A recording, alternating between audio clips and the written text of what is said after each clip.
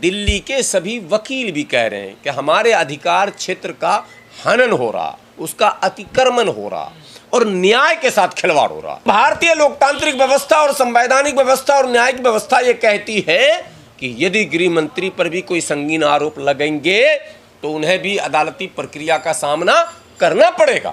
तो ऐसे में उपराज्यपाल का ये अध्यादेश, ये नोटिफिकेशन इल्लीगल है, गैर कानूनी है।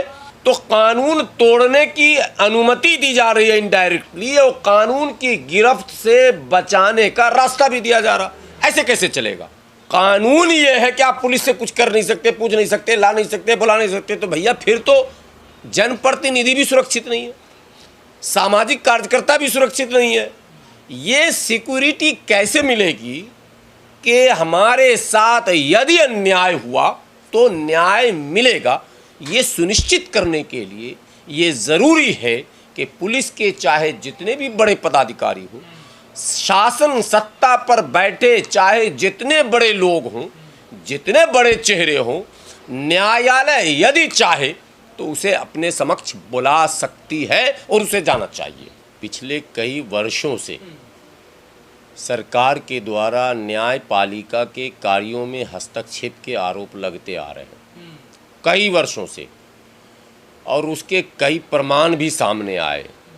लेकिन अभी पिछले दिनों हमारे दिल्ली के उपराज्यपाल महोदय ने एक नोटिफिकेशन जारी किया, और नोटिफिकेशन में ये था कि जो प्रोसीडिंग लीगल होता है उसमें देखिए कोर्ट का फर्स्ट अफसर जो है ना, मैं लीगल पॉइंट से आपको बता रहा हूँ, कोर्ट का जो रूल है उसमें फर्स्ट अफसर जो है वो एडवोकेट होते हैं, उसके पहले अफसर, उसके बाद दूसरे तीसरे नंबर पर लोग आते हैं। वकील का काम होता है कि जो क्लाइंट्स उनके हैं, जो विक्टिम उनके दरबार में गए हैं, उनके साथ जिसने भी जो सुलूक किया है उसमें अमुक व्यक्ति भी हो सकता है और पुलिस वाला भी हो सकता है, वो बात वकील अपने क्लाइंट की तरफ से जज के सामने रखता है।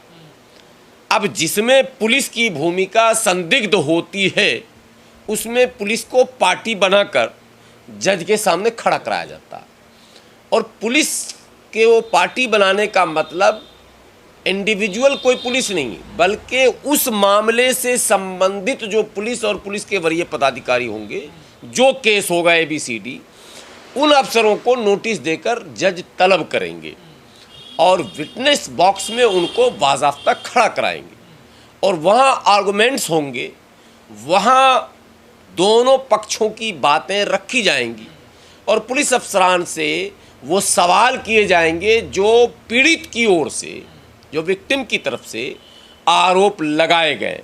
अब उसमें पुलिस अपना पक्ष रखती है। ये रिवाज कोई आज का नहीं है, ये रूल रेगुलेशन कोई आज नया नहीं बन गया है, ये बहुत पुराना है। और कोर्ट एक ऐसी जगह है जहां केवल पुलिस अफसरान ही नहीं, वक्त के बादशाह को भी हाजिर होना पड़ता। ये कोर्ट की एक प्रक्रिया है। जो जुडिशियरी है, जो न्यायपालिका है, वो आईनी नुक्ते नज़र से, संवैधानिक दृष्टिकोण से उसकी भूमिका अलग अलग समयों पर अलग अलग हो जाती है। एक ऐसा भी समय आता है कि राष्ट्र प्रमुख को भी न्यायपालिका के सामने नतमस्तक शब्द में प्रयोग कर रहा हूँ, नतमस्तक। तो गाइस, अगर वीडियो अच्छा लगा तो लाइक, कमेंट, शेयर और फॉलो करना ना भूले। इसी तरह का अपडेट हम आप लोगों के लिए लाते रहेंगे हर वीडियो में।